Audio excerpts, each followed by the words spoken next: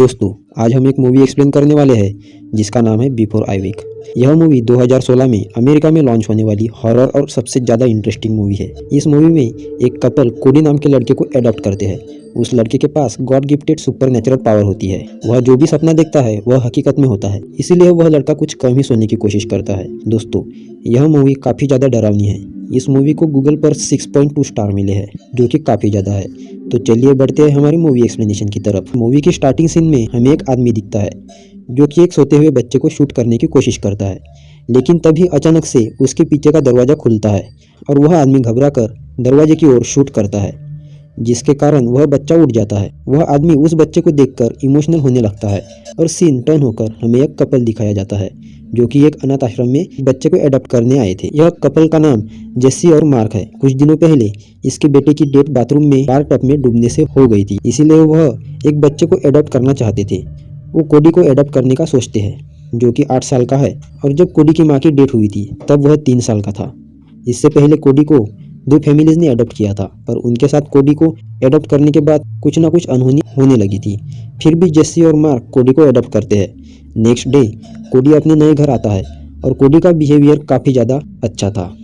कोडी एक शांत स्वभाव का लड़का था। उसी रात हम देखते हैं कि कोडी अपने साथ कुछ बुक रखता है और एक ड्रिंक पीता है, जिससे उसे रात में नींद ना आए। अब वो रात में क्यों नहीं सोना चाहता है, इसके पीछे की भयानक कहानी हमें आगे पता चल ही जाएंगी। कोडी जब अपनी बुक खोलता है तब हम समझ जाते हैं कि कोडी को बटरफ्लाइज कुछ ज़्यादा ही पसंद है।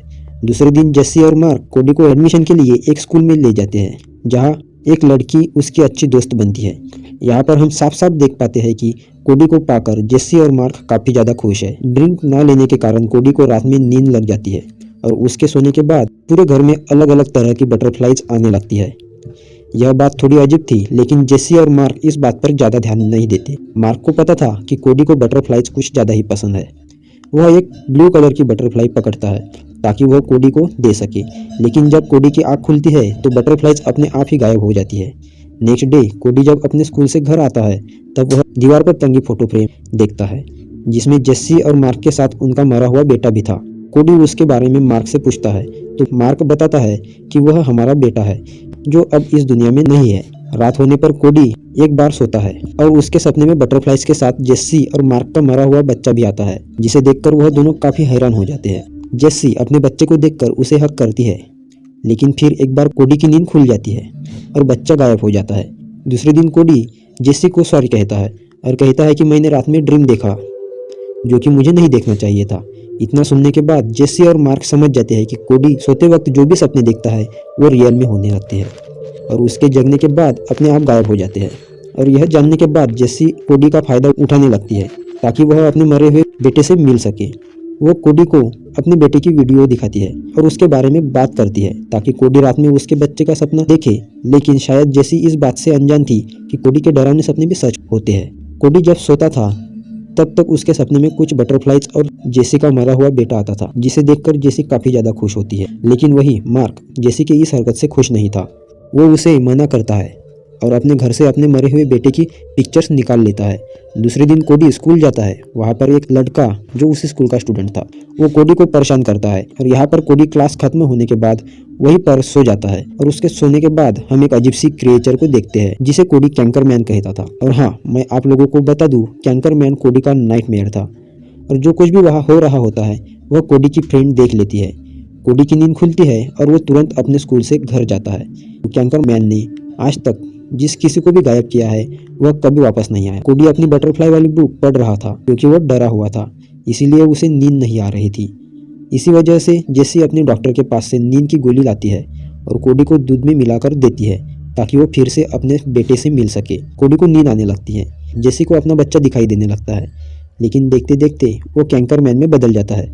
उसे देखकर मार्क और जेसी दोनों भी डर जाते हैं और फिर मार्क कोडी को नींद से जगाने की कोशिश करता है, लेकिन नींद की गोली खाने के कारण कोडी नहीं जग पाता। वह कैंकर मार्क पर हमला कर उसे गायब कर देता है और जैसे ही वह कैंकर मैन जेसी पर हमला करता है उससे पहले ही कोडी की आँख खुल जाती है और वह अचानक से गायब हो जाता है। कोडी देखता है कि जेसी बेहोश है, मार्क मिसिंग है तो जल्दी से पुलिस को कॉल कर बुला लेता है। उस घर के हालात देखकर पुलिस का शक जेसी पर ही जा रहा था। पुलिस को शक था कि जेसी ने ही कोडी के साथ कुछ गलत किया है और इसी वजह से पुलिस कोडी को वापस उसी अनाथ आश्रम में भेज देती है और वहाँ पर जेसी को अपने किए पर बहुत ज्यादा पछतावा हो रहा था।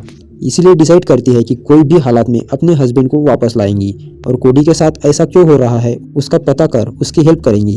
और फिर वह उस अनाथ आश्रम जाती है, कोडी की फाइल को चुरा लेती है ताकि वह कोडी के बारे में और इन्फॉर्मेशन पता कर सके। और उस फाइल में वह 2 फैमिली की इन्फॉर्मेशन होती है जिनने कोडी को पहले एडॉप्ट किया था। वो उनसे मिलने जाती है और वो जिनसे मिलती है वो और कोई नहीं बल्कि वही आदमी था जिसे हम मूवी की शुरुआती सीन में देखते हैं और उनका नाम वेलन है। वो बताते हैं कि कोडी के ड्रीम्स के कारण उसकी वाइफ भी गायब हो गई है। कोडी के ड्रीम उसे मारने वाले थे, इसी कारण वेलन कोडी को जान से मारने वाला था, लेकिन उस बच्चे की मासूमियत देखकर वह ऐसा नहीं कर सका। और उनके हिसाब से कोडी की ये सुपर नेशनल पावर एक श्राप की तरह है जिससे लोगों का सिर्फ बुरा हो सकता है। और इधर कोडी 2 दिन से सोया नहीं था, इसलिए डॉक्टर उसे इंजेक्शन देकर सुला देते हैं और जेसी उससे मिलने आती है, लेकिन उधर पूरा अंधेरा ही अंधेरा था और जो लोग थे वह किसी चिपचिपी चीज से फंसे हुए थे। और वहीं पर जेसी को कोडी के डरावने नाइटमेयर देखने को मिलते हैं। उसमें मार्क और इसका बेटा भी था जो भूत बन गए थे। तभी वहां पर कैंकर आ जाता है, लेकिन जेसी उससे बिल्कुल भी नहीं डरती। लेकिन जब कैंकर मैन जेसी पर हमला करता है तब उसे बटरफ्लाई पिलो दिखाती है, जिस वजह से कैंकर शांत हो जाता है और जेसी उसे गले लग जाती है और वो धीरे धीरे कोडी के रूप में बदल जाता है और फिर गायब भी हो जाता है और वो सोते हुए कोडी को अपने साथ ले जाती है। धीरे धीरे कोडी के नाइटमेयर अच्छे ड्रीम्स में बदल जाते हैं। अगले दिन जेसी कोडी को एक डायरी देती है जिसमें कोडी के मम ने उसमें कोडी के बारे में बहुत सारी बातें लिखी हुई थी। कोडी की मम कोडी से कुछ ज़्यादा ही प्यार करती थी। कोडी के पैदा होने के पहले से ही उसकी मम को एबिलिटी के बारे में पता था। कोडी के ड्रीम्स या नाइटमेयर रियलिटी में बदल जाते हैं। कोडी की मम को कैंसर था और इसी की वजह से उनकी मौत हुई थी और तब कोडी सिर्फ 3 साल का था। कोडी ने अपने मम की बीमारी के बारे में पढ़ा और उसने कैंसर को कैंकर पढ़ लिया और कैंकर मैन असल में कोई नहीं बल्कि इसकी मम ही थी। और जब बटरफ्लाई पिलो को कैंकर मैन को दिखाया, इसे कोडी के मम ने ही बनाया था, इसलिए कैंकर मैन उसे देखकर शांत हुआ था। और ये सारी बातें को जानकर कोडी के दिमाग का सबसे बड़ा डर कैंकर मैन अब खत्म हो गया था। वो अपने नाइटमेयर्स पर कंट्रोल करना सीख गया था। तब जेसी उसे कहानी सुनाती है जिससे सभी गायब हुए लोग वापस आ जाते हैं। कोडी इस पर क्वेश्चन करता है, क्या ऐसा सच में हो सकता है? तो जेसी कहती है, यह तुम पर डिपेंड करता है, तुम्हारे अंदर एक खास गिफ्ट है। इसके बाद कोडी एक बटरफ्लाइज को देखता है। जब वह अपनी आंखें खोलता है तो वह बटरफ्लाई गायब नहीं होता, मतलब कि कोडी ने अपने नाइटमेयर मन पर कंट्रोल पा लिया है। और यह मूवी यहीं पर एंड हो जाती है। आपको यह मूवी कैसी लगी हमारे कमेंट सेक्शन में जरूर बताइए। मिलते हैं अगली मूवी एक्सप्लेनेशन।